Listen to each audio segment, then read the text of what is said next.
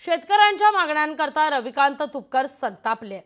कापूस सोयाबीन उत्पादक शेतकऱ्यांकरता आंदोलन करणार असल्याचं म्हटलं जात आहे।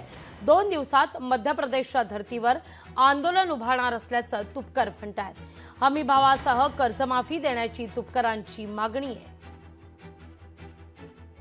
सोयाबीनला भाव नाही, कापसाला भाव नाही, हक्काचा पीक विमा मिळाला नाही, सरकार कर्जमुक्तीचं नाव घ्यायला तयार नाही। जंगली जनावरांचा त्रास आहे त्याच्यावरही काही कारवाई करायला तयार नाही। सोयाबीनला 4892 रुपये जो सरकारचा हमीभाव आहे तो आम्हाला मान्य नाही। आम्हाला खाजगी बाजारात 7000 रुपये भाव स्थिर करण्यासाठी सोयाबीन निर्यातीचा निर्णय सरकारने घेतला पाहिजे अशी आमची मागणी आहे।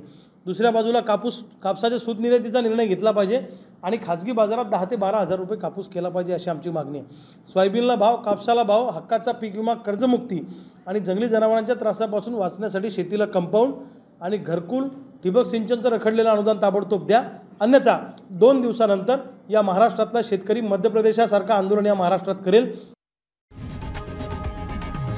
लोकशाही मराठी ऐका, पहा, जागरूक रहा।